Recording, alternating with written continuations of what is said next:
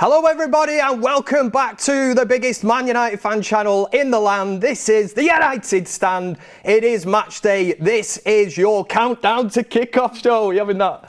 No.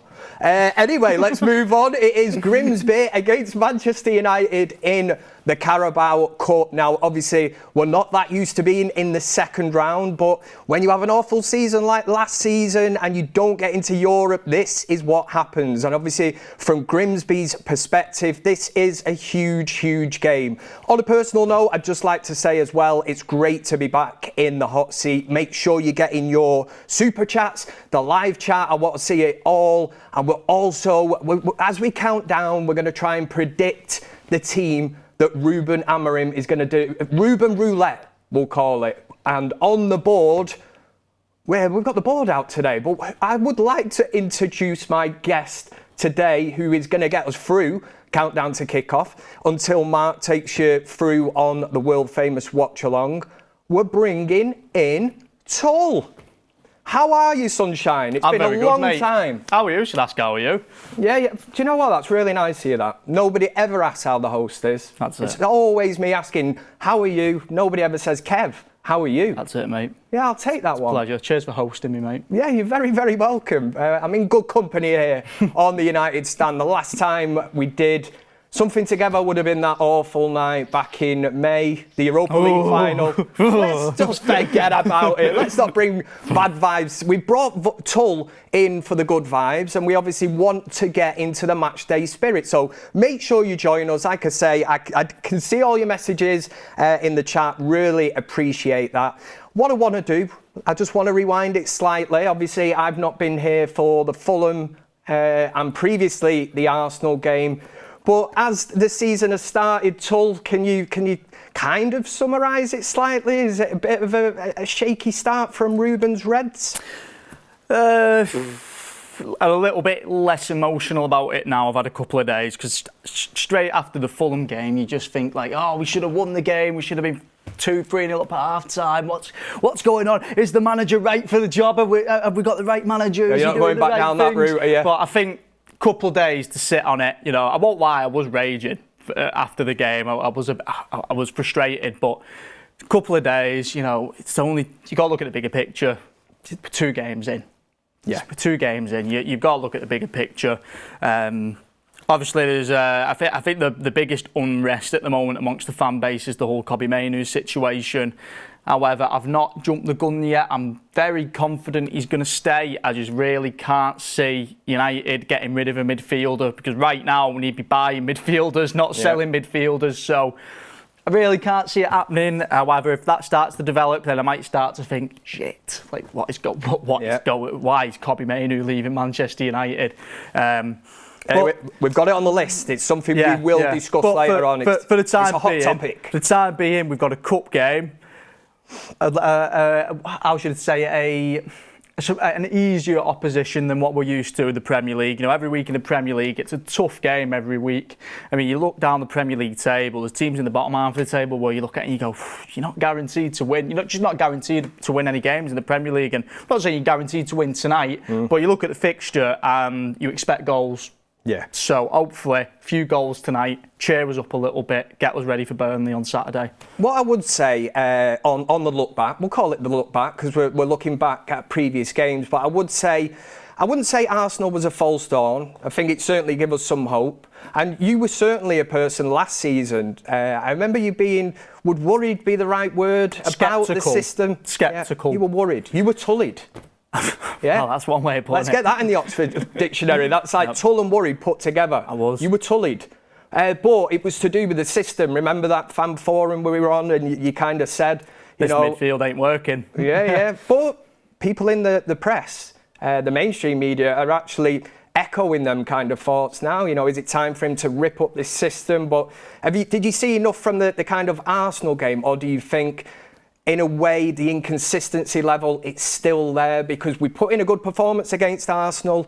Yes, we didn't win, and we got bantered on social media with people saying, you know, when's the open top bus parade for United losing 1-0? And you're like, all right, back off. If you were subjected to them hideous performances last season that we had to endure here and sit on fan forums discussing it. And I'm like, come on, man, you know, anything, just a bit of a good performance. But the Arsenal one in particular, it certainly seemed, after 90 minutes or 90 whatever minutes, I'm thinking, has the penny finally dropped here? These players, you know, a bit more used to the system after having a pre-season. I won't lie, I was the same as pretty much everybody straight after the Arsenal game, where, you know, felt a little bit deflated because I really felt, oh, we should have won that game. Like, we really should have won that game.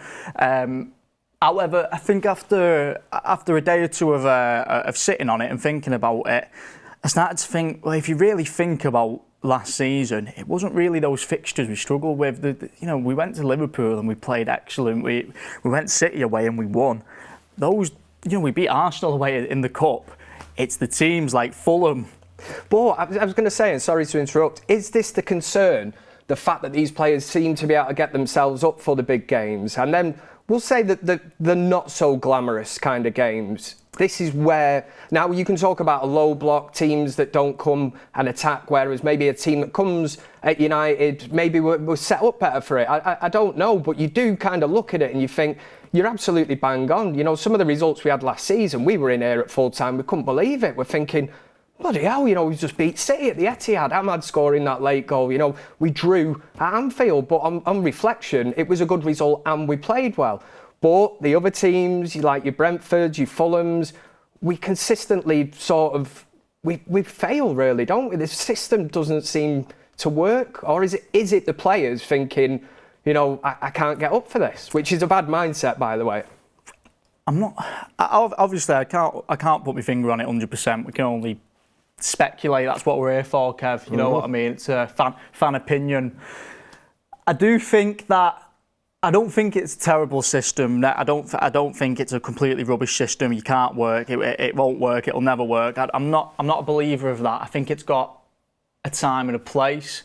I think those games where things are open, teams have got to attack you, and there's space in behind, there's other teams' fullbacks are coming up the pitch and you can drop in behind. I think the system works really well. And I think for those games, so Arsenal, Liverpool, City, teams where their fullbacks are going to be flying forward, they're playing a high line, plenty of space on the pitch, I think it's really good for those types of games because you can transition really quickly. However, I think Ole Gunnar Solskjaer had a similar problem when he was Man United manager. I think it's just, you can really simplify your approach against United and you can go, lads, let's just sit back a little bit, and they'll kind of just play themselves into trouble. And that does concern me because that's the reason why we sacked Ole Gunnar Solskjaer. That was 4 years ago. Do you know what I mean? Like, time moves quick in football. Surely you would have hoped we would have made a little bit of progress in that time against this type of opposition. So, yeah, Fulham was the game where I sat down. I was actually quite nervous before the Fulham game because I thought, this is the game where I'm really judging them because I am expecting them to win here. You know, Fulham aren't a team that you completely expect to turn over, but if United want to start the season strongly, you need to go and win away in one of your first games of the season. And it's just a weird one because it could have been a different story. You know, Cunha puts them two chances in the back of the net in the first 5 minutes and you're 2-0 up in 5 minutes and Bruno scores his penalty.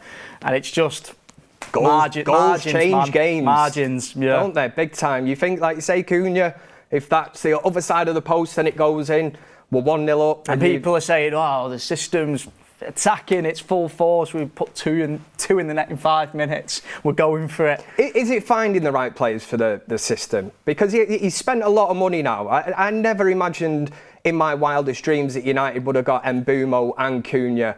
I didn't see that as, especially them two positions. The one concern for me at this moment, and I said it on fan forums last year, and I'm certainly not nitpicking and getting, well, I probably am in a way actually when you hear what I've got to say, but I mean the main topic, and everybody is discussing it. It is a big thing. I know Ricky always says, I've been banging on about this for years. He was saying it when Bruno was playing it in the 10, which I don't really have an issue with. When I seen Mbeumo and Cunha come through the door, I was kind of looking and thinking, where does Bruno fit in? And then it's the kind of nightmare scenario. I'm thinking, he cannot play him as a 6 or an 8, you know, in this team. I think it proved, he's cost us probably, what is it, 2 goals this season already? If you really want to break it down, you look at Arsenal and Fulham at the weekend, I'm thinking, he's just not tracking back there. He doesn't have the discipline, the awareness to play that role. I've got no issue with him being further up the field, but when you spend 130 plus million on 2 specialised number 10s, then one of them's not going to sit on the bench, are they? And I even in the group chat the other day, I seen you saying, you know, how many number 10s? We're heavily stacked. We're getting rid of these wingers because of this system. We're heavily stacked now with like number 10s, and only 2 of them. Number 10s. It's crazy, isn't it? You know, Mason Mount's in that sort of argument. But just on Bruno, I mean, I know you've done a couple of fan forums already this season, which I haven't had the pleasure of doing, the old therapy forum as we'll call it. But I'm assuming Bruno would have been a topic of conversation. Do you see that as an issue moving forward? And if Ruben Amorim persists with playing Bruno as this, could it ultimately be his biggest downfall at United? He's going to have to make a big call eventually. I think we won't get away with it forever. I didn't think. Are we getting away with it now? Exactly, but I just think he's going to persist with it, Kev, and I think it could really sting him. Previous managers have done stuff like this, right? Even Ten Hag, we said, you know, with certain players, why is he sticking with it? You know, and we're not football experts. Well, I'm sure Ricky thinks he is. Take Ricky out the equation anyway. What I would say, the eye test is the clearest one that you can do. And when we're watching these games every week, sometimes I am banging my head against the wall a bit and thinking, why can Ruben Amorim not see this? Again, I'm not going all in on Amorim and saying it's all doom and gloom, but there's just a little tweak that you could make to that midfield, which is the main engine room. Any great team, any Premier League winners down the years, it's all them 2 players that are in there, or 3, you know, if it needs mixing up to that. But he's stubborn with sticking to this kind of this strategy, this lineup. And if you're going to play the 2, I just think that Bruno, whoever plays with him, is just left like highly, highly exposed. Whether it's Casemiro, people going on him, his legs aren't the same. Ugarte, oh, he's rubbish. What would play? But the common denominator always seems to be whoever is playing with Bruno just seems to get overrun because he's not disciplined. He's all over the place. I don't think there's a single player in the world who can do it, who can play that role next to him. You know, we keep hearing the thing of, you know, we're in the market or we're looking for somebody who can go in and facilitate Bruno. I don't think it's doable in a midfield too, Kev. I think the manager's going to have to make a call there. If he wants to play Bruno, he's going to have to either play him in the 10 or he's going to have to not play him at all. I think that's what it's going to come down to eventually. He's going to end up making a big call soon. Hopefully he makes it sooner rather than, you know, not too late. You can't leave it too late and then we've lost however many games in the season to write off. Do you know what I mean? Yeah. Well, no disrespect to Grimsby. I mean, in terms of a tie, a Carabao Cup second round, this is a huge game for them. You know, and in terms of if they could actually navigate and get through this evening, which obviously I hope they don't, but if they do, you could argue it's probably the biggest upset of all time, cup upset for Manchester United to get knocked out. Equally, you could probably say it'd be quite an upset if Manchester United won this evening, because I can't remember the last time. When's the last time they won? I really don't know. That United Strand fella, I mean, have you seen the head of hair on him? Yeah. You know, you need a lawnmower. He's pushing his luck, that lad, saying 5 games in a row. I can't see it. 10 years, he'll still be making content off this. Big bushy head on him. Let me get into the super chats. I did say if you fire them in, I'll get them read out, and that's exactly what I'm going to do. And if you've just joined us again, it is Grimsby v Manchester United. It's a glamorous tie if you're a Grimsby fan. You know, I'm sure they could have sold this out about 3 or 4 times over. Not a problem. That's what happens when Manchester United come to town. But Notorious has put in a super chat and said Ruben is trying to fix the culture in the club by not selecting people who don't train as hard as everybody else. Hopefully Mainoo can pick up. I think we will feed into this shortly. I did say, and the suspense is killing me because I've never been on a show where we've used the digital board. That's going to be Tull's job to go up. We're going to try and lock in an 11. I'll keep an eye on the live chat to make sure you get interactive with that. And between us, we will play Ruben Roulette and see if we can nail down the 11 players that we think are going to start for Manchester United this evening. But Notorious, thank you for that message. Jordan Reed, our very own Jordan, yes, Jordan, is in the chat. I did see this one earlier. I wasn't laughing at you, Tull. I think Tull was talking. He's looking at me and thinking, what's Kev laughing at here in the corner? I wasn't laughing at you. It's because I see my good friend Jordan in the chat with, "Oi, Kev, is Luke Shaw playing?" This is a personal joke to when he did a countdown to Kickoff, and me and Sam had just discussed that Luke Shaw, wasn't available, wasn't playing, wasn't fit. Jordan had switched off because he was deciding to read the live chat on his iPad, and then somebody put in the chat, "Is Luke Shaw playing?" So he, all of a sudden, after us discussing it for a few minutes, saying he's not playing, he's not available, Jordan just piped up and went, "Hey, what about Luke Shaw? Will he play?" And we were like, "He's not playing what we've just been talking about." Jordan, I don't know. Great banter. Thank you very much, Jordan. Hope you're well. He's probably in Dubai, living it up, DJing, and I don't know. Nevsky says, "Great to have Kev back." Thank you very much. It's great to be in the hot seat. Toad called Rory a member for 11 months of the United Stand Members Club. Make sure you get your badge in. I've not got a badge on there. Kev, man, great to see you back. I was worried you had gone. Made my day this. Yes, there was a few online rumours that I was dead, so we've put them firmly to bed here. Yes, even producer Greg is saying he thought I was dead. There was a little thread. Somebody said Kev's not been on the United Stand for a while. You know when somebody puts a comment in, "Oh, he died." Then underneath, I'm reading this. I'm not even responding to it, so I'm probably adding fuel to the fire. Pot. Somebody else said, "I'm sure the United Stand would have put something out," and then somebody else replied, "They don't know yet," and it just went on, and I was like, yeah, I've just had a couple of months off. Trey Warren says, "Mainoo and Ugarte is our best midfield." This is the kind of debate that we like to get revved up, especially when Tull gets up shortly to the board. He's going to get up to the board and we'll lock in our 11. So would you go with Mainoo and Ugarte? It's something we're going to discuss. We're going to give our little arguments, aren't we? Who you would put in your team, Tull, I'll say, and then, anything could happen. We could come to blows. We won't. No, I think Greg will step in. He will, yes. Will H says 8-0, Kev. United. Positivity, yeah. I hope so, and mate. we will give our score predictions a little later on. They might actually come up on the screen at some stage, but I'll ask Tull later on and get who he thinks will score. Mystic Tull. The Dreamer Hunter 37. God, I thought I said something wrong then. I might have. Kobe Mainoo to Madrid. Really? If this happens, United is dead and the academy means nothing.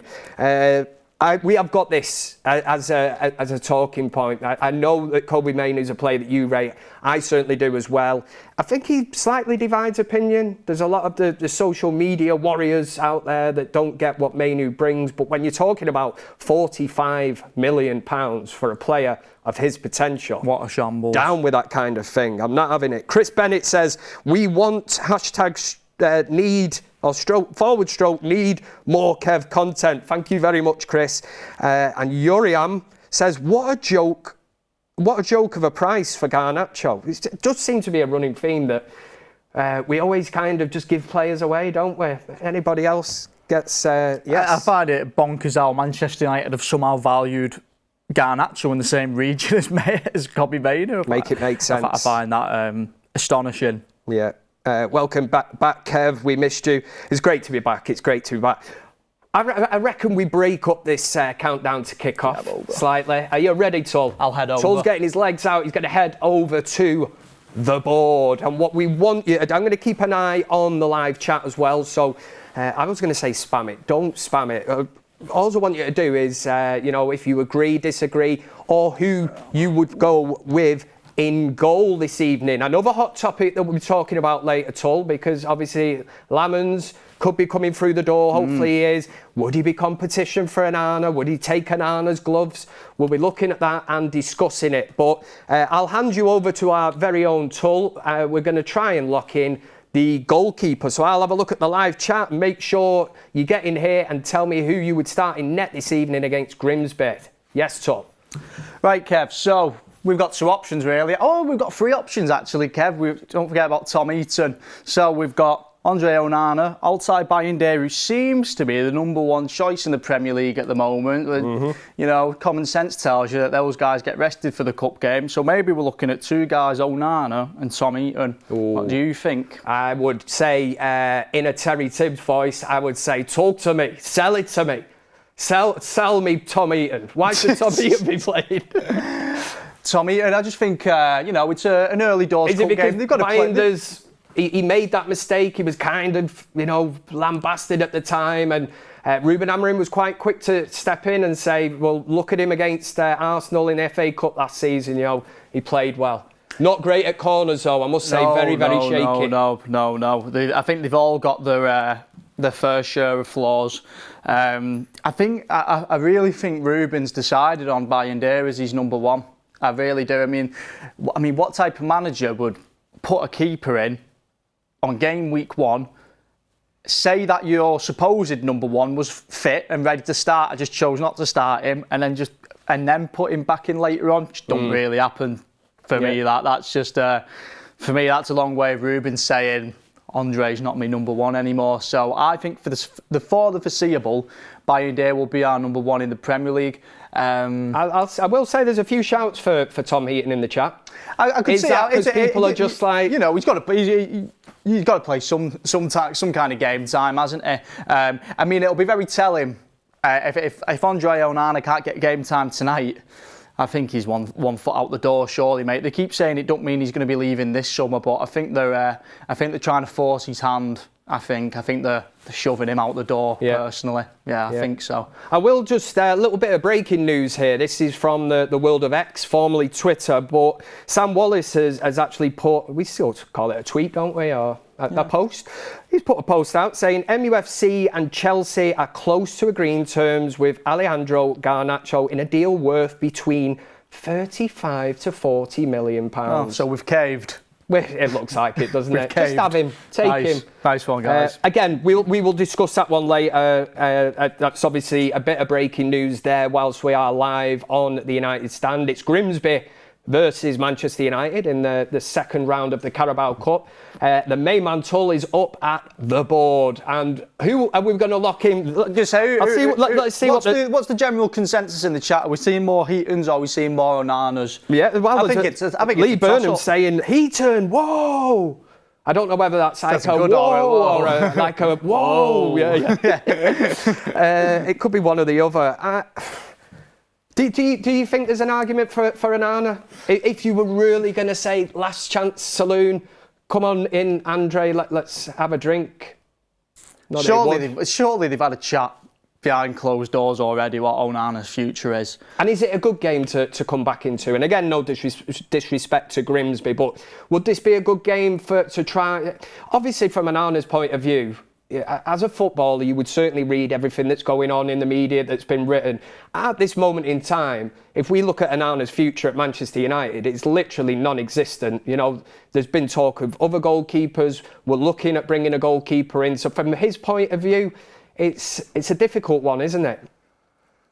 Yeah, I think he's. I think we've probably seen the last of him in the Premier League. I think they are just waiting. You know, it's a hard sell right now. To try and get another club to come in for him, it's a very tough sell. From Onana's point of view, does he literally have a leg to stand on? Would he have an argument to say, boss, I'm your man? Or has there too much water gone under the bridge? You think of that Champions League, the Champions League, remember that, eh? We used to be in that. The Champions League campaign that he was almost solely responsible for Manchester United getting knocked out of, because the mistakes are still there. They were evident last season. Can you ever eradicate that from your game? No, and I think that one last season, I think it was Lyon away when he got in the war of words with Nemanja Matic of all people. Yeah, and got made to look a clown by himself, really. I mean, he made himself. He made himself look a clown. I mean, as soon as he came out with those fighting words, we all knew what was going to happen. We could, it's just you set yourself up to fail. And he talks a big game, but he just can't back it up. I just don't think he's got the kahunas to play for Manchester United, mate, unfortunately. And I'm pretty sure Ruben Amorim's decided that himself as well. I don't think it takes a genius, to be honest. I don't think it takes a football genius to watch Onana last season and say, yeah, he's one for the future. I think they're going to try. I think they're going to, accept that we made a mistake with him. We got stung yet again. Move on. Yeah. So what in the live chat? I always like visiting that. You know that I love looking in here. It is like opening Pandora's box sometimes. But says, where is it now? It basically. Let me see. So what is the name? It said, not sure Tull wouldn't be a great weather girl. Well. Yeah, so probably not, mate. Right. Yeah. Probably not. I don't think I've got the attire on for it, to be fair, mate. They usually dress quite smart. Don't talk yourself down, Tull. You're doing a cracking job here. I love it. From Boozer. Let's lock in the goalkeeper then, Tull. Who would you go with? I'm going to make a bit of a bold shout, Kev. I'm going to go with Tom Heaton. Are you really? Yeah. I'm going to go with Tom Heaton because I think if it is Tom Heaton tonight, that's good. I think they'll shove Onana out the door as quick as possible if they can this summer. And if not, I think they'll just wait till January. So I think it could be a statement. I could just be completely wrong and he just goes with Onana because he's the clear probably number 2 at the moment. However, maybe stuff's going on behind the door where Ruben knows he's a goner, mate. Yeah. Onana's a goner, and I think that'd solidify it tonight. If you don't get a start tonight, yeah. Well, he already did it against Arsenal, didn't he? And he was quick to come out and say that Onana was not injured. So again, I'm no mind reader, but I did read into that thinking this is Onana's kind of career over at Manchester United. I think it's very clear. I don't see him getting the start tonight.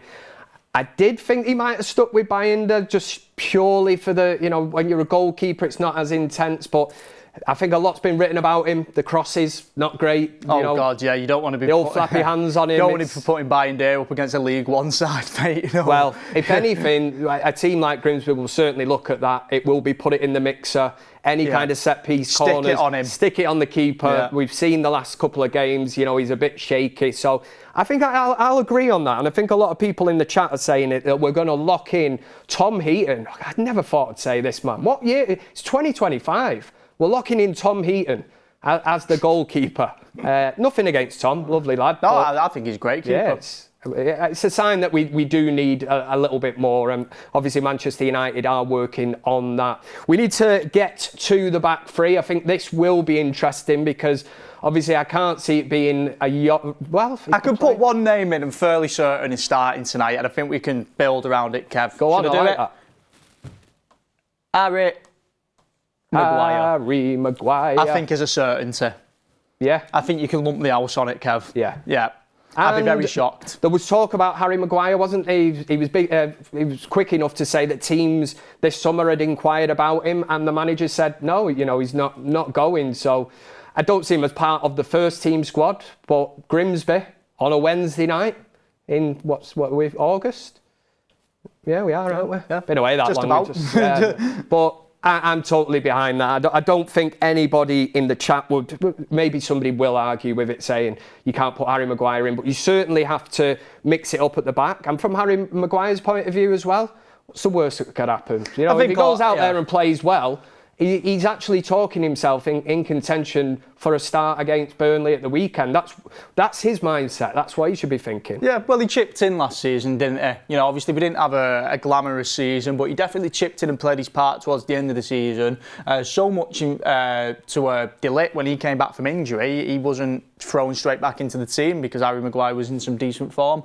Remember the goal Leon at home and the dying embers of the game. I also remember the cross at Bilbao away at that game where we thought it's a certain defeat and we somehow tonked him, and all of us were just absolutely stunned. We're getting Yeah, it was a bit of a crazy end to last season. You had people like Harry Maguire and Casemiro, like people we'd completely written off really, and ended up really dragging us to that final by themselves. Yeah. So I think Harry Maguire will play his part whilst he's contracted to Manchester United. I think it's his last year on his deal, whether he signs again or not, who knows. But I think for this season in particular, that middle centre-back spot, I think will be Harry Maguire's and Matthias de Ligt. I think they will rotate it, and I think they will nail down that spot between the two of them. Yeah, and what a strong... well, you look at them two players, I've got no issue. I would always choose a fully fit de Ligt over Harry Maguire. Obviously, it's horses for courses in this game.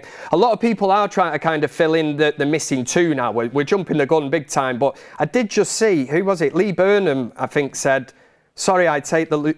That's why I was going to pull him up on it. He actually said Luke Shaw and another player, which I won't mention yet, but I'm thinking, surely you don't put Luke Shaw. I mean, he's come off in the first, and don't get me wrong, I fought against Arsenal, sensational, but he's the type of player at this moment in time should be nowhere near this team this evening. He should even be on the bench. Yeah, yeah. Yeah, not for this game, mate. I think the manager's made his decision that if Luke Shaw's fit, he will be starting his Premier League games. So you want to make, with his injury record, this is not a game to risk Luke Shaw in.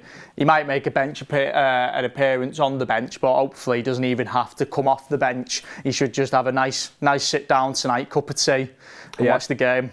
And you talk about the so-called bigger games. I mean, the cup competitions, the Carabao Cup, the FA Cup, we could talk about the Premier League, but I think we all know deep down at this moment in time we're well off the pace in that. But with no European football, the midweek games, which is, especially last season, the Europa League games become a bigger and bigger thing the further and deeper you get into that tournament. So Luke Shaw would have been playing them kind of games, whereas now...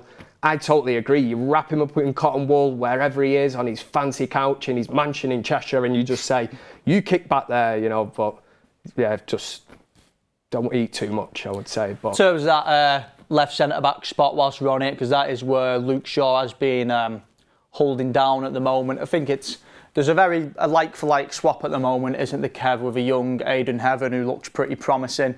I think it's probably a good game to give him a 90-minute cameo, show us what he's got. Yeah. And when we've seen him, I don't know what you think, but I've liked him. Aidan Heaven. I think he could be one for the future. I do really like him. So, what do you think, Aidan Heaven? Should we go with it? 100%. I mean, I've got him down on the list that I would have. We'll see what the chat say Let as us well. know what you think in the chat. But Aidan Heaven, I think, is also probably going to be a certainty for that left centre-back spot. Yeah, I've kind of made a rod for my own back with Aidan Heaven. I went all in a bit early last season, seen some very good performances from him. And considering his age, experience-wise, he did not look out of place in the team. I did go on record as saying he reminded me of a young Rio Ferdinand. I can see you smiling, Tull. Everybody else in the chat saying, whoa, Kev, you know, just back off, man. It's far too soon to say stuff like that. What I meant by it is his actual gameplay, carrying the ball out, athleticism, it's a big word, and just the way he was so calm. He doesn't dive into challenges. He's almost that good at reading the ball like Rio Ferdinand was. I just think it's a great trait to have as a footballer. And I see little shades of it. Obviously, if he achieves half of what Rio Ferdinand has as a footballer, then he'll have had a fantastic career. But I think everybody would agree that we can fit in Aidan Heaven alongside Harry Maguire. I'll just do these super chats very quickly, Tull. Where are we now? Wolfie says Man United to win 4-1 tonight. Mainoo to start and score with Cunha. Then start against Burnley at the weekend beside Ugarte. Alfie says, all right, lads. Hope you're well, Kev. Good to have you back, pal. Thank you very much. Hopefully the new boys can get on the score sheet tonight and build some confidence. We'll look at that as we get further into the board and the predicted 11. And Jordan Reed is back in again. He's out on absolute fire tonight. We should have had him on the show with us. He says, I'll have a vowel, please, Carol. Love it, man. Absolutely love it. Let's just end the show on that. I should have saved that one. But it wouldn't have worked if Tull was not stood at the board. But I'm enjoying this. I absolutely love it. Let's lock in the last one. You've broken Tull there, Jordan. See what you've done to him. That was good at that. Let's lock in the last one, which will make up our back three this evening. Toss up this one because one of the regular starters, just because of current injuries, we've not got Mazraoui fully fit yet. I think one of the regular starters has got to play, and if I had to make a case for the most likely one, the one who seems to be playing every game at the moment, I don't think he missed a single game of pre-season, that'd be Lenny Yoro. He seems to be in every single lineup. He didn't miss a single game in pre-season. I'm fairly certain he might have started every game, or maybe one game where he didn't start. He got brought on off the bench, but he probably played the most minutes in pre-season. He's probably the player with the most minutes, maybe bar Bruno Fernandes. Let's get him in. I think Lenny Yoro. However, it wouldn't surprise me if the manager thinks Grimsby away from home might try rough us up a little bit. You could make a case for it to be De Ligt. Yeah. Just for that extra bit of bite. Do you know what I mean? Yeah. A bit of physicality, bit of bite. Keep the momentum. Let's get him in. I've just been told we might possibly be getting the team news in 8 minutes. So we've got 8 minutes to get through this. Okay, well, let's get a head start on this. Copy Mainoo. Let's get him in there, because if he ain't going to play today... He's a machine, this man. Look at him now and you tell him to speed up. If he ain't going to play today, when is he going to play? That's an awful K, that. Yeah. We get the gist of it. Copy Mainoo, yeah. If you don't play today, Copy, you may as well just pack your bag, mate. I'll come and pick you up myself. And once we get the team news, we will discuss Mainoo and this supposed £45 million move to Real Madrid. And that ludicrous. Oh, madness. Who's going to be? Is Bruno Fernandes going to be partnering Kobbie Mainoo in the midfield, or is it time to break that up and play somebody in there and get a bit of better balance? That's a tongue twister. Comments, right. From what the manager's said, if Mainoo's playing, Bruno's not. I mean, the managers give us that. I mean, we all suspected it anyway, but the managers literally give us confirmation of this last week, or on the weekend, against Fulham. He's come out and said that spot is direct competition between Mainoo and Bruno. So, if he's playing, I'd suspect this would be Manuel Ugarte. However, when does Ruben Amorim drop Bruno Fernandes? You don't drop him.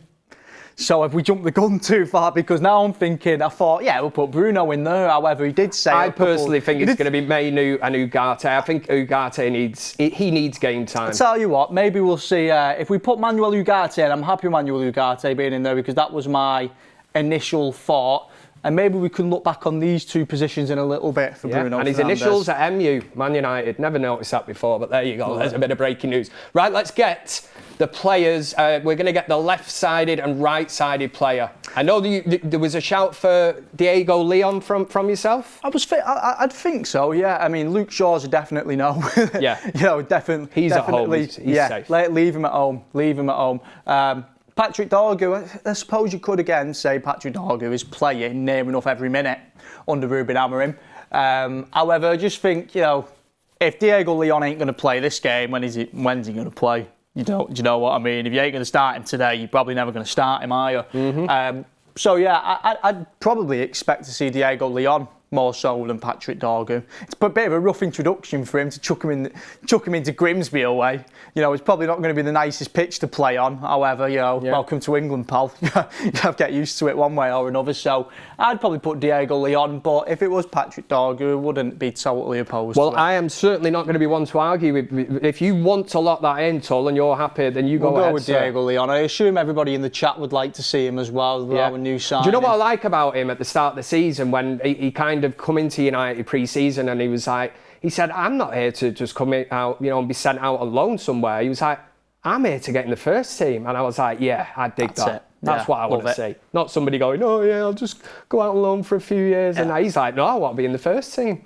Right, on the right-hand side, I'm going to go with Diogo Dalot.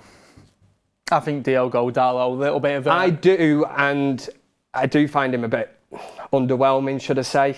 Yeah. I think he has struggled.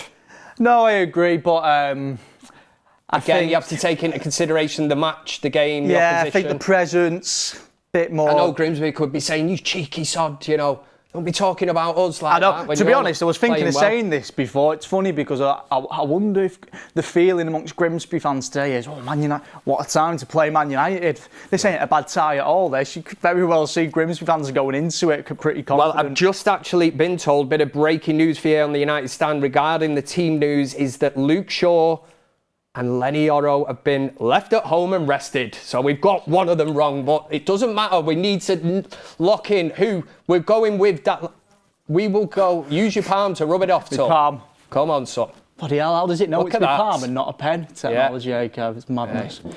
So who are we going to go with there then? Let's Kev? go Still then. it? Right-hand side, Dallo. Who are we going with there though? Mattia still it? Oh, well, we've locked it in anyway. We're going to literally be getting the team news now in about 4 minutes. So MDL, we're going with Diogo Dallo. Now, I think one of these two, Kev, I think it's going to be Bruno Fernandes. Do you, really? I do think he plays every single minute under this manager. Ahmad? I'd like to see Ahmad there. As one of them? Ahmad and Bruno? Could see it. But I think Ahmad will play on the Ahmad and Mount? Ooh, Mason Mount. I think keep Mount for the weekend. Yeah. Banging form. Probably our best player at the moment. Keep him fresh for the weekend, I think. Yeah. I think we'll put in no particular order. It could be left, it could be right. There's also a shout in the chat here as well from Mini Brew Xerxes. No, So could Bruno not be in? Could it be Xerxes, Ahmad? We were talking about it being heavily stacked. If you want to lock in Bruno Fernandes... I just think he plays every minute under this manager, Kev. Yeah. Yeah, he loves him. Let's go with that. Who's the other number 10 that we're going to throw into this team? I'm not totally sure, but we'll come back to it because I also think this. Yeah. Benjamin Sesko. Nobody's going to argue with that. Yeah, leaves us one position there to where, got a few players. So like you said, you've got Xerxes, Ahmad, and Mbeumo, Cunha. Now I'm going to go out on a limb and say Cunha and Mbeumo are his clear starters for the Premier League in those positions. So I'm going to assume they're on the bench because they're getting plenty of game time as it is. Josh Xerxes, if he ain't going to play today, when's he going to play? I'm going to go with Josh Xerxes, I think, Kev. It could be Amad Diallo, I suppose. However, I think he'll get played on the weekend. Just looking at the game, isn't it, really, and trying to navigate through it. It's not, but you've got all these players on the bench. You can make a sub. You can change it up if it ain't working. So I think it could be Josh Xerxes today. Just had a little bit more breaking news. I have heard that Diego Leon is in the squad. It's not been confirmed yet whether he is starting, but we will surely get this through very shortly. So who are we going with? Jay-Z? I think so. He's got to get game time. We've got to play him eventually, haven't we? Yeah. Yeah. Should we go with it? Should we lock it in? Let's go for it. What's the general consensus from the chat? Zinedine Xerxes is locked in now. He's in that team. So as you can see it on the screen, if you're watching with us, Tom Heaton, this is what we predicted. We've obviously used the chat as well to try and help us along. There was a shout for Luke Shaw. We said leave him at home. We already know that he has been left at home. Tom Heaton in net we've gone with. Would you disagree with that? Aidan Heaven, Harry Maguire and... I threw Matthias de Ligt in there. Oh, you've gone for right. I don't think we've got a curveball. I don't know who else could slot in. Mazraoui injured. Fredrickson? Yora at home. Fredrickson. If he goes for the... Potentially. Yeah. That's a good shout, actually. Yeah, I've not actually thought about that. I think he will. Definitely in the centre of the midfield. I think we can lock in Kobe Mainoo and Manuel Ugarte. Just got some team news that Fredrickson starts. Really? It's literally, yeah. There we go. So we need to we're going to have to start making a few amendments to this team as it comes through. Fredrickson. If Greg can send it me, then... Put an F for now. Just put an F. F for Fredrickson. Yeah. You've done a sterling job there, Tull, I must say, anyway. Thank you, mate. Sesko is starting. We've got that one on the board. We've got Fredrickson.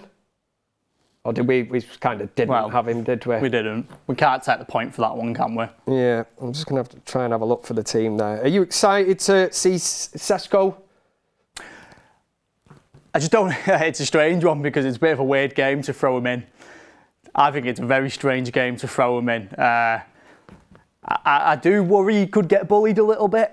And it might be a bit of a knock to him, maybe. You can maybe knock his confidence Well, what I will do, Tull, I'm very rude of me to interrupt, but when we've got breaking news on the United stand, we have to get on with it. And this is your starting 11 for this evening. Grimsby versus Manchester United in the massive Carabao Cup second round. It's Onana in net. We've got... I'll read out the names first and then we'll work out how this is. Obviously, it's in order. It's Onana, Dallo, Maguire, Cunha, Dorgu, Ahmad, Ugarte, Aidan Heaven, Seshko, Fredrickson, and Kobbie Mainoo. So if we no just Bruno look, Fernandes. yeah, no Bruno on the bench. You've got Bayinda, Tom Heaton. So we've got 2 keepers on the bench. It just shows our strength and depth in the Manchester United squad. De Ligt, Diego Leon, Casemiro, Bruno Fernandes is on the bench. He's not been given the evening off.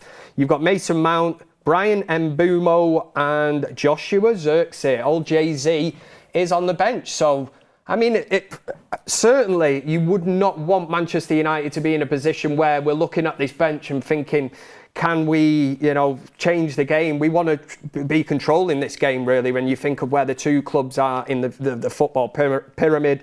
But when you've got Mount, Mbeumo, Zirkzee, Bruno Fernandes on the bench, it certainly gives you options. Is that the full team now, is it, Tull? Aidan Heaven, he's starting, isn't it? Yeah. Harry Maguire, yeah. Fredrickson. So we've got that bit sorted. Yeah. Mainoo and Ugarte, yeah. Is that correct? Yes. Patrick Dorgu, Diogo Dallo as our wing backs. Mateus Cunha, this one's interesting. There is a player to watch, Amad Diallo in the 10 position today. Yes. And then obviously the star man getting his first start for Manchester United, £80 million striker Benjamin Sesko. Yes, absolutely love that. Come and take a seat, Tull. You've done a brilliant job there. Absolutely love that. First time we've ever done the board, as we're going to know it on here. But we will react to that team news. I'm just going to look into the live chat very quickly. It's going absolutely mental. There's people saying 14-0 United after seeing the team news. It just shows what a lift it can give you. I suppose you could have kind of looked at it today and thought Ruben could have overdone it by playing too many youngsters, but there's a mixture of a little bit of youth and certainly experience in this team. On reflection of hearing the team news, does it give you more confidence going into this game now, where you look and think, come on, United? Yeah, more so seeing the bench as well, where, if it really does go wrong for whatever reason, we've got a pretty strong bench there to make amends with. So we should be banging in goals tonight, Kev. I mean, 3 goals minimum is what we expect as a fan. We might not get it because we never do, but as a fan, you go into the game and you're expecting some goals tonight. I think it's interesting with Kobbie Mainoo because he's directly gone he's dropped Bruno Fernandes has been dropped, Kev. Can you believe it? He's actually dropped him. I thought has he been dropped? Well, he's not been dropped. He's been rested. Yeah. So dropped. I don't mean dropped as in he's been removed from the team because of his performances. I think he's been rested. However, I think it's giving Kobbie Mainoo a bit of a carrot on a stick, to where it's like, everyone's calling for you to be played, mate. Go and prove them right, sort of thing. All eyes on Kobbie Mainoo tonight. What's the big one? We spoke about it. We probably debated it for about 5 minutes. What's the goalkeeping situation? Now, we predicted Tom Heaton. A lot of the chat was saying Tom Heaton. He has gone with Onana here, and I did say something earlier, and I said if he did go with Onana, is it kind of last chance saloon? I'm certainly not putting pressure on him. I'm just saying, if worse comes to the worst and he does make another calamity mistake this evening, the pressure really is on him here. He must know that Manchester United are actively looking at Lamans, trying to bring him in. I don't see him as a kind of understudy to Onana. I think he will be brought in to rival him. I think Onana must know this deep down. So the pressure's always there at Man United anyway. If you can't stand the heat, get out the kitchen, innit, with Onana. So it really, really has to have a good game this evening. Yeah, I think what it does do though, Kev, I think it solidifies this idea that Bayindir is the Premier League goalkeeper. I think it solidifies this concept that Bayindir is actually Manchester United's number 1. So you're saying that Onana's now our Carabao Cup keeper? He's been demoted, essentially. He's been demoted. He's been moved down the ranks to cup keeper. I suspect it's probably because I think Ruben would probably find it easier to remove his cup keeper than to remove his starting keeper. If he's going to go to the board and say, I want a new goalkeeper. I think he's probably been a little bit smart about it. I really don't think he sees Bayindir as his long-term choice. I think he's just took maybe a bit of short-term pain for long-term gain. and he's switched it up a little bit so then he can basically get Onana 1 foot out of the door. That's what I think. Yeah, the back three. We were nearly spot on, weren't we? Fredrickson was the kind of wild just card. Slipped our mind, really. Yeah, Fredrickson. I kind of threw that in at last second, and then I found out he was playing, so we had to change that one. Harry Maguire, Aidan Heaven, we spoke about in great detail, but I mean the one I do want to bring in, I think it's a huge game for Kobbie Mainoo. I did say at the start of the show, we will talk about it. If you want to express your opinion in the live chat, make sure you get your super chats in live chat. I want to know, because I do think he's a player that kind of divides opinion with the Manchester United supporters. I don't really understand why. I don't think he's done much wrong. Some people have tried telling me, like, Kev, you know, he's not as great as what everybody has built him up to be, which I'm all ears. I don't mind. If somebody wants to say that, then back it up and let me know the reasons. There's no point just going, he's crap, don't play, you know, there's a reason he's not in the team. There seems to be far too much. I would have thought he would have been ideally a Ruben Amorim player. And if it comes down to the fact that Bruno has to start every game and Mainoo's fighting him for that place, it does look like he's never really, especially the bigger games, is he ever going to get a chance to get in front of him?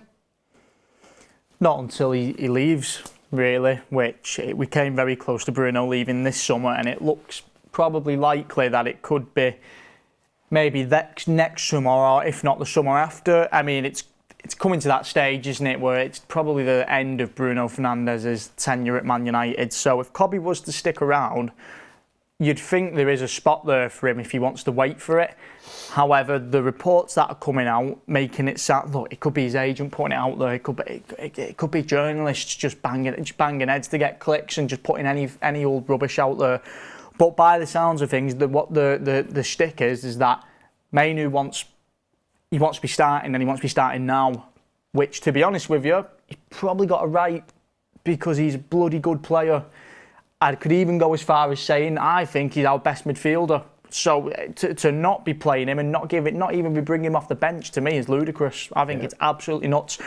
I think he'd get game time at Chelsea. I think he'd get game time at Spurs. I think there's loads of top teams where he could go and he'd be playing pretty much every week. So, and these are Champions League teams. These teams are going to be playing in Champions League. So, you know, I don't really blame him for wanting to leave. You know, if he was getting a bit more game time, you know, if he was getting the odd start here and there, or he was, you know, at least getting 30, 40 minutes off the bench, then I don't think there'd be as much of a fuss. But I think the manager's played it poorly, moving Mason Mount back into the 8 rather than bringing Mainoo on, and bringing Ugarte on twice ahead of him. Bad move. When we're chasing games, especially, it just doesn't. I think he's played it pretty poorly, the manager, on this one. Yeah. And we did criticise him after the Fulham game for it. We all agreed that we thought his changes were pretty poor, his subs were pretty poor. You make your own bed sometimes, don't you? Yeah. When you see changes like that at the weekend, especially when you're chasing a goal. I mean, I was watching a clip of Sir Alex Ferguson. Yeah, I've seen it. Yeah, when he's on about, you know, the last 5 minutes of a game, last 10 minutes of a game, and he's, you know, at 1-1, for instance, you know, and he's like, what is the, you know, football is about winning. You know, if you can, you know, throw an extra body in the box and go attacking, which he did a lot of the times, and it worked, you know, so greatly. But when you've got a manager that's sending on 2 defenders in the last, you know, and I know people will say, well, Maguire went up front, and maybe that shows how kind of the squad's a bit threadbare, but it's not a great look, is it? And fans certainly jump on that. But Kyle Robinson in with a super chat, thank you very much, says, we're off to see the Wizard. Is that what kind of a joke? Who's that aimed at? Is that just... You just felt the need to throw that in there. I don't mind. It is match day here on the United Stand. We are talking about Kobbie Mainoo at the moment. I want to stick on this one. My next question was going to be, would you sell him? Which obviously I think it's clear that you wouldn't. But these reports that are coming out and the actual fee that's being talked about, you know, a £45 million fee for Kobbie Mainoo, it's madness, isn't it? And I'm sure there will be people in the chat saying, cash in. Everybody's heads are spun with this PSR thing, and, you know, like, just cash in, gives us 45 million to go for a Baleba, you know, from Brighton. But I look more long term, especially when I'm looking at that midfield, Ugarte and Kobbie Mainoo who are playing this evening. I'm thinking, well, surely if you got Baleba in, Mainoo would be the perfect player next to him in a midfield too. That's what I think. And people are obsessed with this. You need this ball-winning warrior in the middle of the field. It's going to, just go around like an absolute mentalist. And I'm like, no, some of the best teams you've seen, that great Barcelona team, Xavi and Iniesta, they weren't, the kind of players that were flying into challenges two-footed and, like aggressive. They were just absolute technicians at the job that they did in the middle of the park, and nobody could get round them. I think there is a bit of a strange obsession with, since having a creative player and then the Keenan Scholes, obviously. There's just been a bit of a strange obsession with, we need a real athlete, someone to cover a load of ground in the midfield. I'm a bit more, I want to say old school, but I don't even think it's old school, I just think it's right. I'm more of an opinion of I just want good footballers in the middle of the pitch. I just think every good team is built around good footballers in the middle. Look at Man City, right? Look at Man City in the past couple of years. Look when they won the treble, right? I know Rodri was the only holding midfielder on paper, but really it was John Stones and Rodri. Stones was basically playing as a midfielder. John Stones and Rodri, ground coverers. They're not. This idea, Mainoo's not agile enough. He can't get about quick enough. The John Stones and Rodri strike you as these. Even Xavi and Iniesta, they was not these type of guys to be going covering loads of distance, popping up all over the park. They weren't. They just played the positions very well. They just knew where to be at the right times. That's part and parcel of being a good football player, an intelligent football player, which I think Mainoo is. I don't like something that Bruno Fernandes doesn't do. Then, if we're talking about discipline in a midfield role, would you prefer to have Bruno Fernandes? You can only choose one, Mainoo or Bruno Fernandes, and I'm talking about starting in the midfield role. Yeah. I think that there is an argument and a debate. I was fascinated to see. I'm thinking, where does Mainoo fit into this kind of team? And I thought, maybe a number 10, one of them 10 roles. But obviously with Cunha and Bumo coming in, you've got Mount, and we're heavily stacked in that area. And then I'm looking and thinking, and like you said, rightly said, Ruben has now said that Mainoo is fighting, Bruno Fernandes for a starting place in that team. And I'm like, Mainoo would be perfect in the middle there. But not with Bruno Fernandes. You have to break that up, because the amount of players that I have seen absolutely pelted when they played next to Bruno, because Casemiro's got no legs, Ugate's too slow, he's rubbish and that. And you look at the player next to him, if you are, you're disciplined, you hold that position. The heat map, for instance, was it against Arsenal? Everybody was raving about it, and we got beat 1-0, but it was Bruno Fernandes' heat map for the game. It was literally, that screen over there, it was just all covered. And I'm like, it's not right. What's a central midfielder, a 6 or an 8, whatever you call it? Why is he playing left wing? Why is he playing right wing? Why is he playing left back? Why is he playing right back? And he literally covered every blade of grass. And in the past, we've gone, it's great. He's Superman. He's powered by Duracell. But in the 10, that's fine if he wants a free role in that area. Especially when there's two. But not in the midfield. You cannot leave Ugarte or Casemiro exposed. And I think it's happened so much. And Bruno probably didn't take the stick for it. I think there's other players in there that he just made look, because a Casemiro is highly, highly experienced in that role. At times, he must have been looking. Remember, there was Ruben on the side, was it last season, when he was telling Casemiro to push up? And I think Casemiro was like, Bruno's already gone, we can't do it like this. Yeah, I'm of the opinion, and I've said it for a few months, you mentioned it earlier when I had my big midfield rant last season.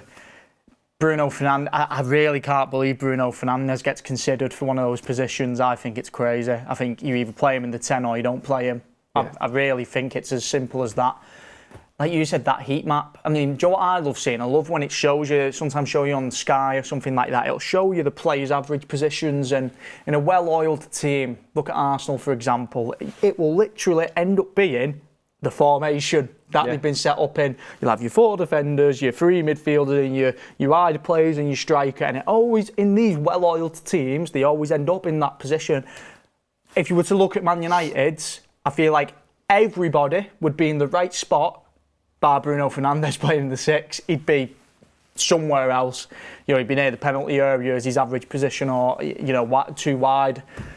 it's not going to work. Like, I'm really adamant it's not going to work. I hope it doesn't take the manager too long to figure it out. Sometimes you feel mental because you're telling a professional football manager that he's wrong, and sometimes you think, who am I to tell? Do you know what I mean? But I don't know. It just seems, to me, it seems like common sense. The Bruno one's so clear to see at the moment, and that's why I said earlier on in the show that I can't understand why he doesn't see it.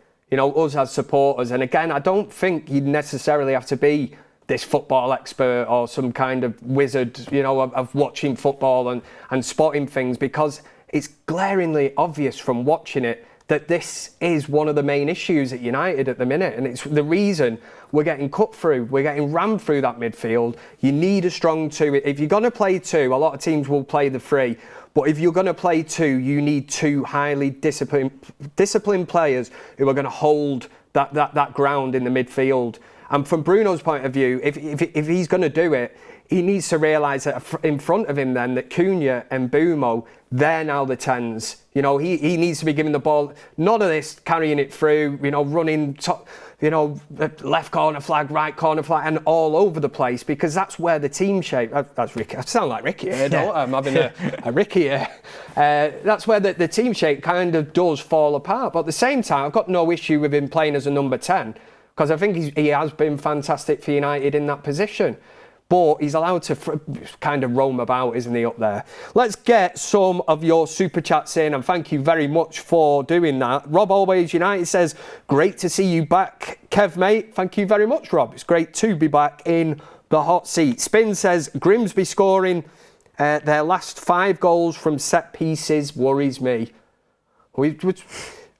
I was going to say, we kind of took that out of the equation. We're not playing Bayern this evening, but we've got Andre and Arna in there, and you just would not know how this is going to end up. And Arna could play a black.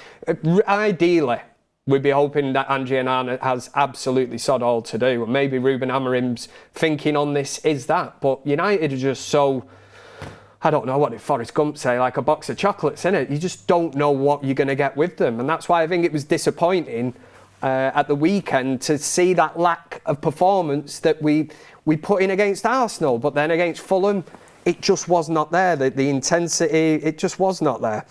Fernando says, I don't want to sell Mainoo to get Baleba in. I want Mainoo and Baleba. I'm right with you. If get rid of Bruno first and I kick Bruno, right?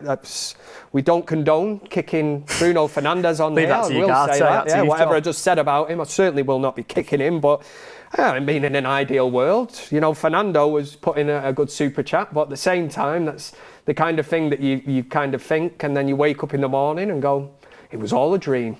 You know, but that would be the ideal too for me. I just said that earlier, didn't I? Baleba and Mainoo in that midfield. I think it totally transforms the team, but I am not the manager. Both of them like 21 years old as well, 21 years old. Exactly, and you haven't got this argument, this issue then that, and people will say it this evening, oh, Ugarte can't play in there, he hasn't got the legs. If Casemiro was there, he hasn't got the legs, you know. They have, if you play that position right and you've got the right blend and you've got the right player in next to you and they know when to go, if one's covering, it would work a treat. I don't think he's disciplined enough to. I think he's played the number 10 for that long. It's going to be very difficult for Bruno Fernandes at, what is he, 30 years old now? 31. Yeah, you're looking at asking a leopard really to change its spots. It's not kind of what a striker moving back into a kind of number 10 role, or like Wayne Rooney at United, Ryan Giggs who sort of moved further back and in midfield, but obviously they were quality players as well. Angie Lawrence says, missed you, Kev, and a kissing emoji. Thank you. Flash Talks says, Kev! In capital letters. Took it out of me then. It was a big long one. And Liam says, Kev, we heard what you do before you go out. Crazy.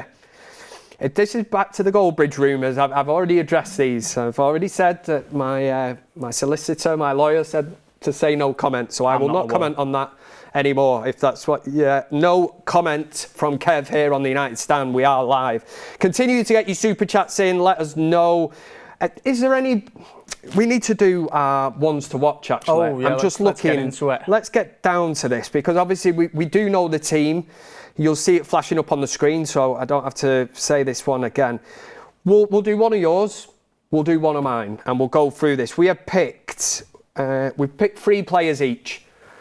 And again, if you're new to the United Stand and you tuned in, ones to watch, it doesn't necessarily mean just some player that nobody's heard of. You know, it's just in this kind of current climate, the game against Grimsby, what player, you know, would we say watch out for that we think is going to affect the game, have a good game? Over to you, Tull, with your first pick. Can you remember who you picked? I can remember my 3 who I picked. I know one of them was Diego Leon, because I was expecting him to start. Do you want to go with that one first? We'll just scrap him for now. He'll be on the. Hopefully, we see him off the bench in the, the last 30 minutes or so, because it'd just be nice to see a new player. Yeah, I like that. We'll just scrap that. Just forget it for now. Harry Maguire. Oh, was that one of yours? That was one of yours. Oh, was that one? I will give you that. Yeah. Harry Maguire. Yeah, I think aerial presence probably going to be needed today. And captain today. Oh, captain, yeah. Yes. Lovely. Producer Greg shouted that earlier to me. I forgot to feed you that information because you won't know. No, do forget he's one of the deputies, isn't he? He is, yeah. So, great to see Captain Harry. Like I said, the aerial presence, you expect these lower league teams, they do try to rough you up a little bit. They will. They're not scared to stick the ball in the mixer, which I think we'd actually greatly benefit from doing a little bit more, to Let's be mix honest it up. with you. Yeah. Stick the ball in the mixer, but usually Harry Maguire, very confident and composed with that ball. Had a great chance at the weekend where we could have won at Fulham with a header, didn't he? I thought he should have done. He's like going to be critical. He's like a magnet, Kev, with that ball. If that ball's in the air, he's winning it. He's a big fan. It don't matter who's on the pitch, he's winning it. Yeah, I like that. So you went with Diego Leon. You've said one of your third choice of player is somebody that is on the bench, but I think it's great to see him back in and around the team. He certainly seems like a player that, when you can read into social media a lot, but when you see the videos and that, he definitely seems like a popular member of the United team. Was Joshua Zirkzee? That was your third player you want to watch. I know another one who's on the bench. However, I do definitely expect to see Josh Zirkzee today. I think it's a guarantee he'll get some minutes towards the end because. Well, it will either be we're getting beat, we're chasing the game, bring him on, or hopefully, if we're comfortably winning, get him on. Put his foot on the ball, slow things down. I think it's a win-win situation for Zirkzee. I'm sure the manager, again, I don't know him, but I'm sure deep down he's probably promised him and said, listen, this is a game a bit too early for us. And you want to navigate through this game as well, don't you? You want to be professional, you want to go out. Yes, you'll pay a bit of respect to Grimsby. Again, every time I say it, this is a massive, massive game for Grimsby. But we've got to go out there and do the business. It is Grimsby. We have to go with that mindset. You pay a bit of respect, but we are the mighty Manchester United. Yeah, I feel like I'm going to get clipped up here. Later on, that'll be the last words. Like Gary Neville before it fades. We're Manchester United, and then it'll be. Grimsby 4, Manchester United 0. It's the biggest cup shock in history. And I'll just be there like, oh, God. I don't want to think about it. That was your three. I'm sorry, listen, I'm not bringing the vibes down now. It is match day. Straight after this show, we link you into Mark Goldbridge's world-famous watch-along. So don't go anywhere else. Tell them, Tull. Don't be going anywhere. Forget the rest. Stick with the Georgie Best of the Manchester United fan channels, biggest Manchester United community. That's what makes it, isn't it? That's it, mate. Where else? You did the board before. Somebody was saying, Tull would make a, what was it? Or wouldn't make a great weather girl. Can I have a B, please, Carol? Where else would you get this? You don't get it. You do not get it. And it's for free. Exactly. So make sure you are subscribed. Make sure to like the video as well. I'm not even sure how many it's on. I did actually have a treat lined up for you. Depending, we've got about 20 minutes left until Goldbridge goes 1,210. If we can hit 2,000, I've got a Brian Mbumo song. Ooh. Yeah. And listen, right, everybody all summer, I bet everyone's like Kev. Just kicks back, having a few drinks. I did do that, but I also used my time wisely. Now and again, I get the guitar out. I've penned a Brian Mbumo song, and it's still like one of the greatest songs of all time. So why would you not want to hit that like button now? I feel like I'm fishing you in, but I swear to God, if we get 2,000 by the end of this stream, Kev will rip out the Brian Mbumo song, and it is totally genuine. It's nobody's heard this fully before. Original. If you search the internet, it's not like I'm not taking it You off lot better anyone. hit this like target. Seriously, don't let me down here. I want to hear this Honestly, song, yeah. So there you go. Yeah, we've got up to 1,300 already. Just on the back. I want to hear this bloody song. Listen, we've got 19 minutes. 1,006. Geez, we might be here within a few seconds. Let me do my ones to watch. Tull has already said, and we did lock these in before the teams were announced. So he's gone with Maguire. The Xerxes, Diego, Leon are both on the bench, but they are part of the squad. He's given his reasons for going for them. I know you did say this one, but I'd already chose it. I think Kobbie Mainoo, we've covered a lot of him, but I'm really interested. I said, as long as he is playing in there with an Ugarte, Casemiro, whoever it is, just to see how he gets on. The speculation, his body language at the weekend, it's not great. And why would you be? You're a young lad, physically fit. It doesn't seem long ago since he was scoring that goal in the FA Cup final, and he played really, really well in that game. Manchester United did as a collective. He can be part of that, and I think selling him just sends out the wrong message. You know, it didn't seem too long ago. Everyone's going mad in the January. If we sell Garnacho, what message does this send out? Things have changed over the summer now, and I think you'd be far-fetched to find anyone that would say, I'd keep Garnacho, you know, he's got a place in this team. I think he's totally burnt his bridges. With Mainoo, I don't see that. I think some people have tried writing things that he might be an issue in training, doesn't train as hard. I don't see that. I just think it's noise by the media, and that's why I went with Kobbie Mainoo. My other one was the defender that we both went for in this team. I chose Aidan Heaven. I said earlier, I've gone in early. I don't mind saying it. I'm going to back it up. I'm going to be like really, really stubborn, and I will take this to the grave. Honestly, he's the new Rio Ferdinand. There you go. I said it earlier. I'm just going to have to stick with it. I did say he's the new Rio Ferdinand. He's got shades of a young Rio Ferdinand. The way he carries the ball out, very composed. He intercepts passes, doesn't necessarily have to jump into them. So I'm just happy he signed for us, isn't it? What were Arsenal thinking? What a steal. You know, when you look at the money that we paid on it. £1 million. If we'd have signed an Aidan Heaven for... we've signed worse players for 50, 60, 70 million. Oh, absolutely. You know, and if he was in the team now, you'd be like, yeah, you'd probably talk him up a bit more because of transfer fee. He might be under a bit of scrutiny, but you'd be like, he's got talent. You know, even like Yoro to an extent. We spent a hell of a lot of money on him. And Yoro is starting to really show now why the likes of Real Madrid were after him. But I think Heaven... I don't think he's a million miles away from him, to be honest. Yeah, I was going to say, I think he's got a very high ceiling. Yeah, I agree. Heaven's his ceiling. That's what it is.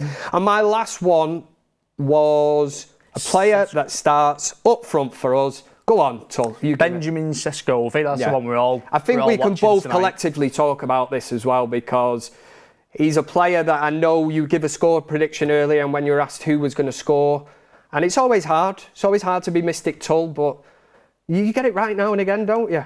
Yeah, I'm just thinking... He's starting a game. That's the main thing. At the weekend, I think there was a big call in that he had to start this game. Don't get me wrong, the manager knows him better than we do. Maybe physically he's not at the races, he's not ready to start. But starting a game this evening, it'll give him the confidence. He's got two absolute quality number 10s in behind him as well. So you'd like to think that from that perspective that they will create chances for him, Tull. Yeah, I am a little bit, I don't know how to say it. It could be a hard game for him, this. I mean, it's a bit of a strange one for his first start in English football. He's probably going to get roughed up, to be completely honest. I'm not sure how many defenders Grimsby play, but I imagine, you know, they're going to be on him. They're going to stick it on him big time. Hopefully he takes to it. I just think he's the type of player who does like to get on the ball as well. But I don't think the defenders are going to let him have a sniff. They're going to be, as soon as he gets on the ball, I think they're going to be straight into him. So he's going to have to be quick. He's going to have to be switched on from the get-go. I don't think he's going to have as much time on the ball as he probably did have in the Bundesliga, especially not against this opposition tonight. They're going to be right on him. I mean, their whole game, you would imagine, is going to be about physicality and intensity. I mean, how many times do you hear, you know, the lower teams, if they play a tough opposition. It's just make it hard for them. It's possible to out-battle a team like that. Exactly, yeah, like you say. Let's just make it hard for them, yeah. These Premier League footballers that play like on a bowling green, there's not, no divots, no, massive pitches, but they will be used to, this pitch. This is their home ground. They'll have the home fans behind them, so everything alludes to them. I'm not saying they'll take the game to United, but I certainly expect in the first 10 minutes, you're going to have to be physical. And it will be. If you're the Grimsby manager, you're saying, you get out there, let them know early that these lot are in a game. And he'll be saying, they won't like it, look at the amount of money this lot are earning and that. You go out there and show them that you can mix it up with the best of them. And you've seen it before, do you know what I mean? It's not unheard of that a team like this will go out and every single one of them gives 110%. How many times last season could you say that about United? Not many, would you? And when United are off it, everyone's off it. It's just like this thing that just crumbles from the top and falls down, and you're kind of looking and going, what's happening? It's not like one or two players where you can think, right, let's make a sub. You're talking 7, 8, 9 players who are just not at the races. Yeah, it's contagious. Yeah, but you're looking forward to seeing Seško then. I really hope he gets a goal, because it's what he needs. He needs to get off the mark as quick as possible.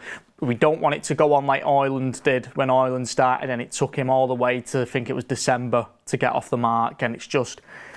Did that not give you... You seen coming on against Fulham?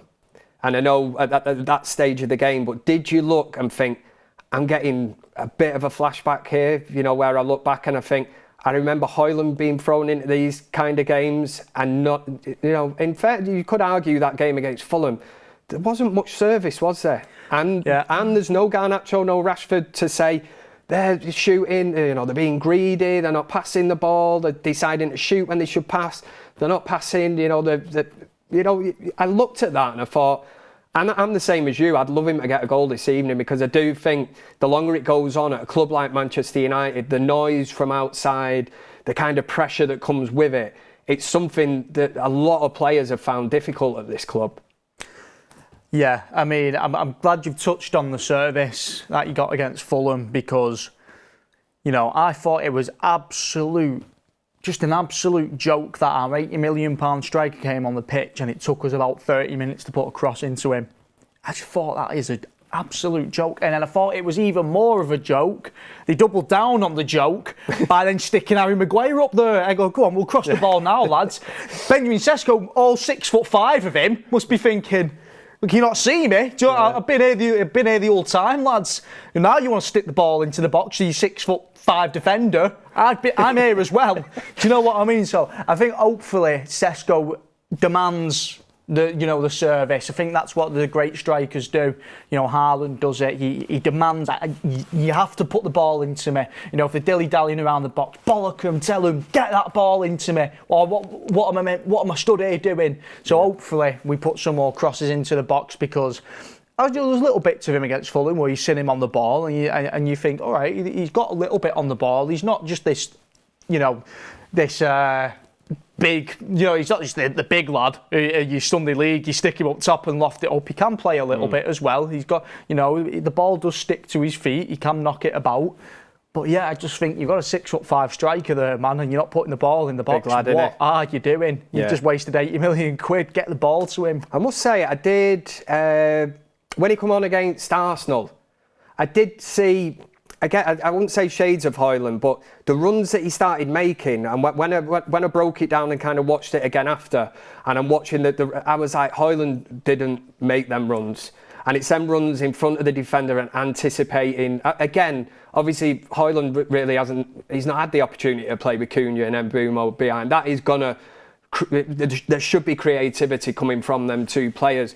But from Seško, what I liked about was the movement. And I look and I think, as long as the ball is played in at the right moments, he's definitely going to get chances there. And the way that he cuts across the defender, I thought was spot on. Yeah. I've just got a comment from the Grimsby Town chairman, which is Andrew Petit, on how big nights like this and facing Manchester United in general. I think it's always good to get the kind of angle, because we're United fans. We're like, to us, this is obviously huge. it's huge for Grimsby, isn't it? If you're a Grimsby You've fan. got to think about the difference in atmosphere. I mean, if you think about the vibe and the atmosphere amongst the United fans who've travelled down on a Wednesday night going into this ground, it's not quite spectacular. But imagine the difference in attitude to the Grimsby fans walking in. They'll be thinking, could you imagine we do it tonight? It's like a World Cup final, it's such it's going to be a hard game nonetheless. I remember, who did we play? Was it last year or the year before? We played Newport County, didn't we, in the FA Cup? Newport County, that was the one. And you've got fans on a scaffold watching the game, and they roughed us up. They did not make it easy for us. I mean, there was a point in the game where it looked like they might do us here. So did. But the Grimsby Town chairman Andrew Petit has said it is obviously a financial boost for the club, something we wouldn't have budgeted for, a so-called football fortune. This, the football pyramid you talk to United, this is, I was going to say it's nothing actually. We need this as well, as much as they do. We're still paying off Lukaku. We get in there, Carabao Cup second round. And it says, and clearly playing it at Blundell Park with our limited capacity, which we probably could have sold out 3 times or over, does come straight in as a financial benefit. But for me, it is more about the occasion for the fans and making memories for them, and to learn as a team and as a club from one of the best clubs in the world. What lovely, lovely words, eh? Yeah, great choice of words. Pay Grimsby respect. Grimsby Town chairman Andrew Petit clearly showing a bit of love towards Manchester United, and I'm sure they're under no illusion about how difficult this is going to be this evening. But I do stick by that. If we, for some reason, at a certain time this evening, if Manchester United somehow have not made it through to the third round, then this will be the biggest cup upset in... Oh, Kev, I don't even want to think about it. I know. There's already a lot of... I did say earlier I wasn't going to bring bad vibes, but I'm just covering all bases here. Yeah, we'll deal with that at full time. Yeah. I don't even want to imagine. I mean, there's plenty of unrest amongst the fan base as it is. Wow, I don't even want to imagine it, Kev. Seriously. Let's have a look at your super chats as well. Countdown to kickoff. I was going to do the countdown to kickoff thing over here. I won't do that. Countdown to kick-off. Let's see. Liam is saying, Kev, we heard... Oh, you've already read that one. Kyle Robinson. Ugarte played for Amarim and struggles to get in. Yeah, he played at Sporting. Yeah. However, I think he was at Sporting... Was he on Sporting? It's been a bit stop-start with Ugarte, in fairness. And again, I will say that if you get the right partnership in that middle of the field, I think you'll see a different Ugarte. There were stages last season I thought Ugarte looked brilliant, especially was it at Anfield and against in them big games. He's got a use. He was that protective blanket in front of the 3 central defenders, and he just shielded them. Did his job. Yeah, he's got a use. Would say. And then he knows when to give the ball. I'm not stepping out of my station. I know my place in this team.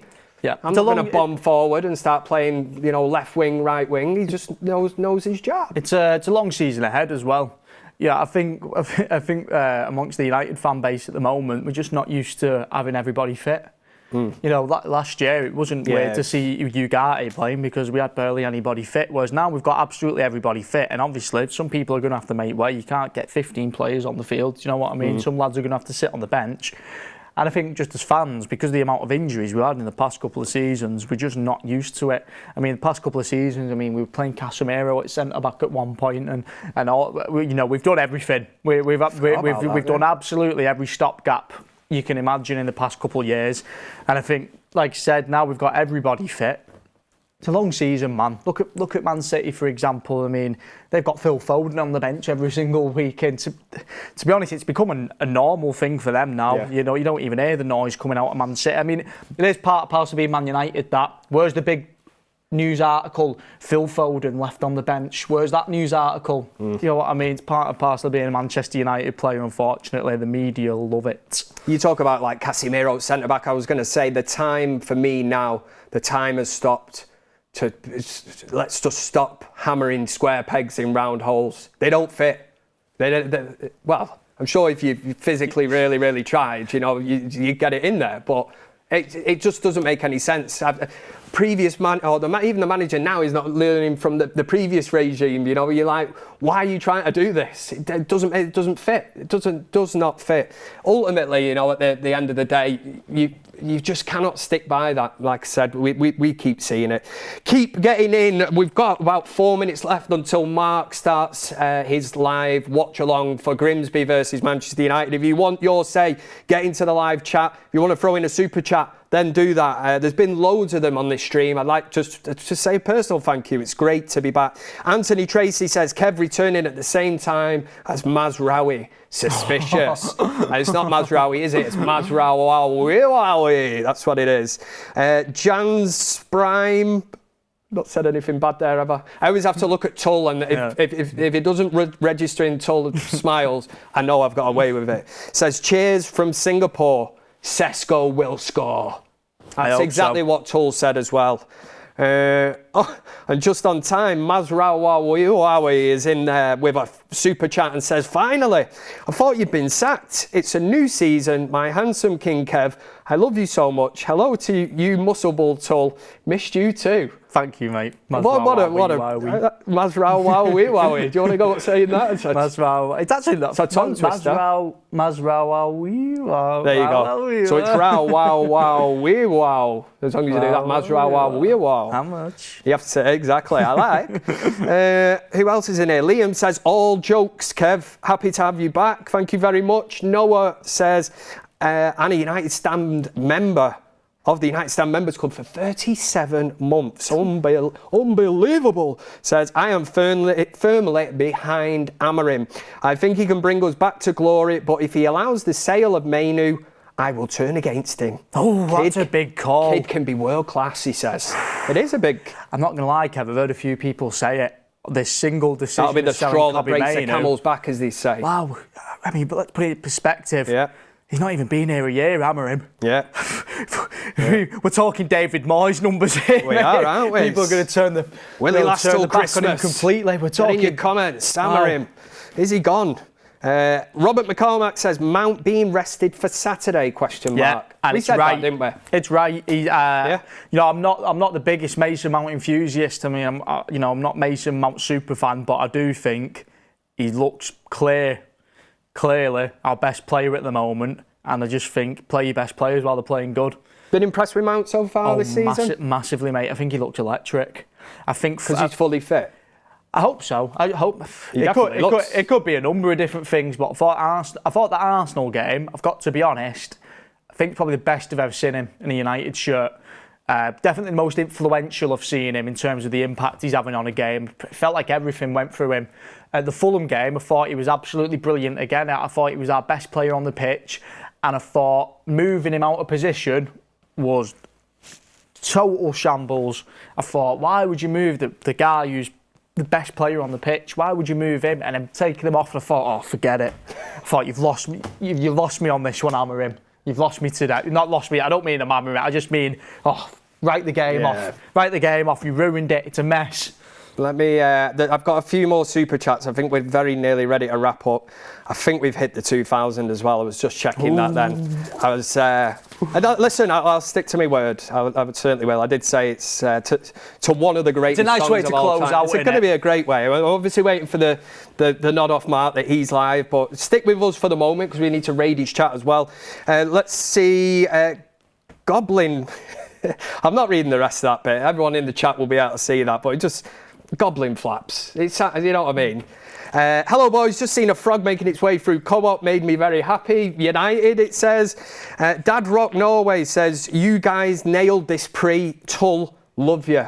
Kev, you too. Mate. Thank you Kev very as much. Well. Yeah, I'm glad you took that in as well. Owen Cash says, great to see you back, Kev. And that is the end of this stream. Right, I did say earlier, and we'll do this very quickly because I know that Mark is live. Score prediction quickly. 4-0 Manchester United. I feel a bit optimistic saying it. Really, probably I'll be happy with a 2-0, but I want to see goals. 4-0. I'm going for a 3-0 win. I did say if we got 2,000 likes on the video, I would what do we even say? Enlighten you, entertain you with the Brian Mbumo song. It's to one of the greatest songs of all times. It's not the Beatles, it's not the Rolling Stones, it's the Venga Boys. It's boom, boom, boom. Yeah, are you having this? Yeah, let's have it. And this is how it goes. It goes. Brian and Boomo. Arsenal called and he said no. I'm going to Manchester because Ruben's reds are better. Brian and Boomo. Brilliant. Bit of clapping, I like that. You can get it going. And there you go. Honestly, that is authentic. Anyone that knows me on the United Stand will know that I've done a few songs over the year. That might be your best one. It's a belter, isn't it? I do say so. I do like a bit of the Wenger boys, but anyway, we will wrap up. Tull, it's been an absolute pleasure. Thank you for your input. Pleasure as obviously always. on the board as well. All it leaves me to say is, what are we going to raid Mark's chat with?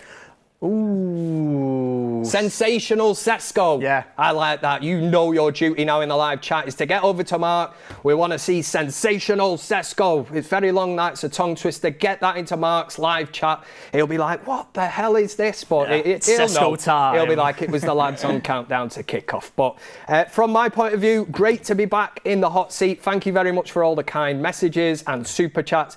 You've been watching the biggest Man United fan channel in the land. This was the United Stand. Come on, United!